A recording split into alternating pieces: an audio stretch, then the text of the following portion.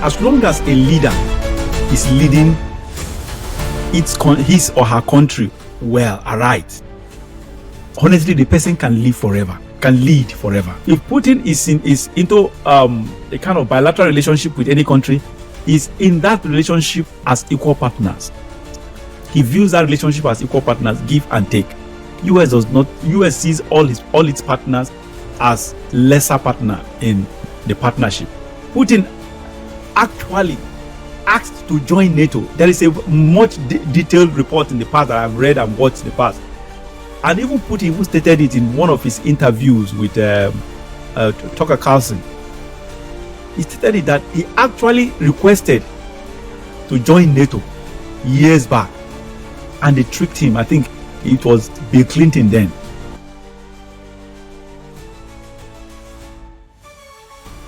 Oh, welcome to JIBRIN ANGLE on OWELEKETV. My name is JIBRIN, and this is my angle. I will be playing a video shortly about something. I am going global today. I'm going to be talking about a kind of a global affair. I don't want to give out the surprise. After the video, I'll actually be making my comment. I may be making comment. I may interject as the video plays. It depends, and I may not. I may just finish watching the video, then come back to make my comment at the end of the video. Okay. Let's watch this video, and thereafter we'll talk about it. Let me just explain in 2 minutes the Ukraine war. This is not an attack by Putin on Ukraine in the way that we are told every day. This started in 1990. James Baker III, our Secretary of State, said to Mikhail Gorbachev, NATO will not move 1 inch eastward if you agree to German unification. The U.S. then cheated on this, already starting in 1994, when Clinton signed off on a plan to expand NATO all the way to Ukraine. This is when the so-called neocons took power. The expansion of NATO started in 1999 with Poland, Hungary, and Czech Republic. Then the U.S. led the bombing of Serbia in 1999.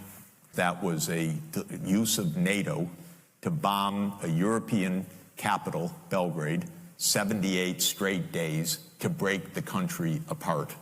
The Russians didn't like that very much. But even Putin started out pro-European, pro-American, actually. He asked maybe we should join NATO when there was still the idea of some kind of mutually respectful relationship. 9/11 came, then came Afghanistan, and the Russians said, yeah, we'll support you. We understand to root out terror.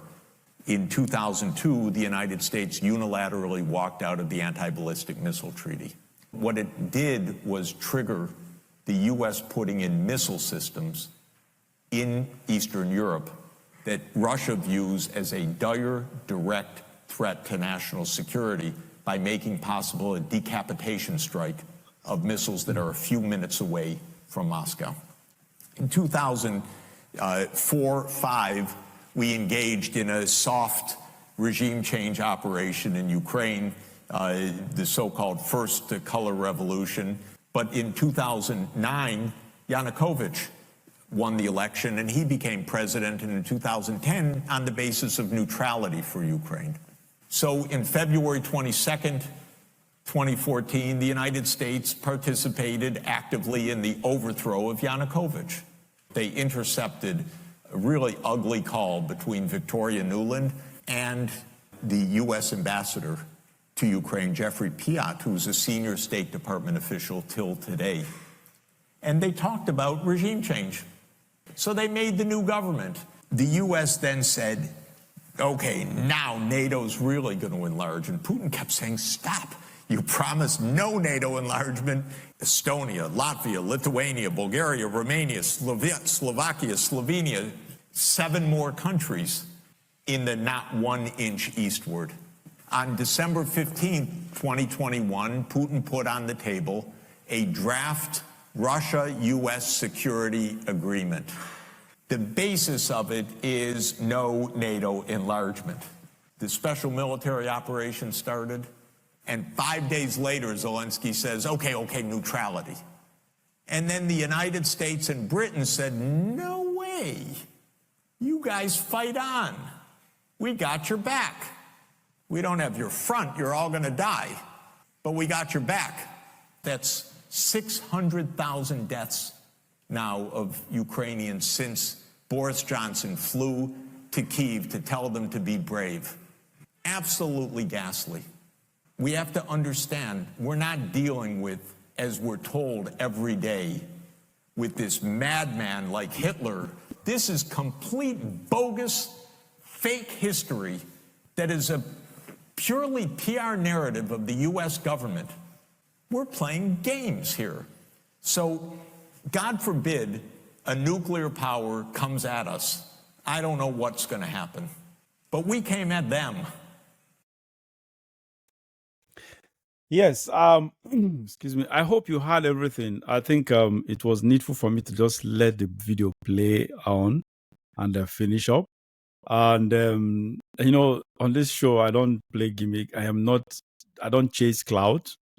I just do things spontaneously. Some people just want to just keep you watching. That's not what I do. But what I am I'm focused on this show is just passing across the message. That is what I am after. I don't chase clout. Now, you heard everything. For those of you who have demonized Vladimir Putin of Russia, I have never seen him, honestly. I don't know, because I am such a person who don't believe one side in anything and everything in my life. I always want to hear from other side. I don't trust the mainstream media. So I get my stories from different angles. I read from different angles. I watch different angles of the news. And that is how I get to find out the truth and the reality. And that's how I pick sides. That's why some sides I take actually are not popular with people around me. But again, my modus operandi differs from everyone. I always sieve the wheat from the chaff. I may be watching, I may be listening to the craziest of the crazies, but at the end of the day, I sieve the wheat from the chaff. I listen to everybody, but I always sieve the wheat from the chaff. And that is how I find out the truth about situations and personalities. I don't listen to what people say. I listen to what my senses tell me. Putin, you remember, for some of you, I've always praised him as a courageous leader.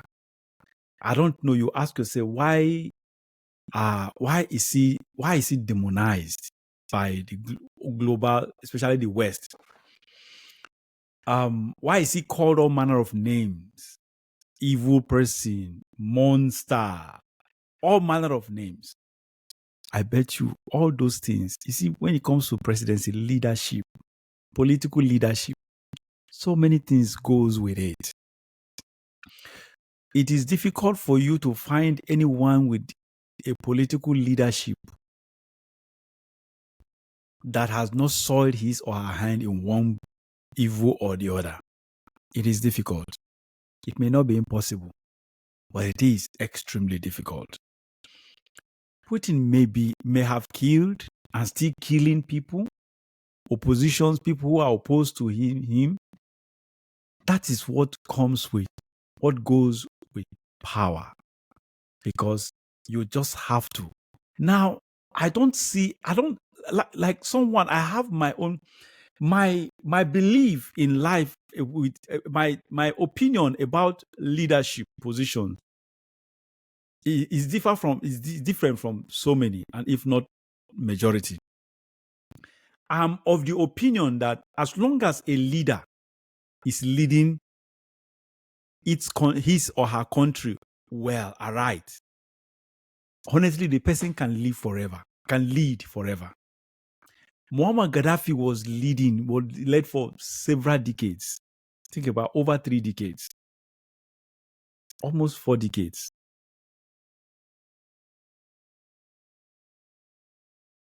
I didn't care, although it wasn't my president, but I didn't care because when people was talking about this issue of he had to election, they have to Libya has to be a democratic nation or whatever. The West were pushing for that or whatever. I was against that. I said, what is your problem? Why do you intend to change your leadership? When your president has been the best, he has treated his followers, treated the country's citizens, gave them good life, good policies. They were living well. He gave them all the good life. Libyans were living large under Muammar Gaddafi until the West cut him short. So that is my philosophy about political leadership. And the same thing, I apply the same philosophy when it comes to Vladimir Putin of Russia. Russia is doing well. The economy is doing well. He's treating his city. How many Russians? Do you see Russians migrating that easily? They are not that much outside Russia. Majority of the Russians you see outside are either expatriates. They are out for one professional stuff or the other. Majority of them. I'm not saying there is none, but they are scanty. They are scanty in number. The ones that are out there. Because the Russia as a country, and the ones that left, they left probably for political reasons. They left to avoid political persecution. Some of them that left.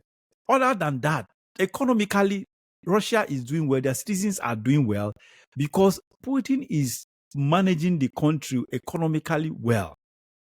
He is protecting the country, and this is the war in Ukraine. I'm coming down to the war in Ukraine.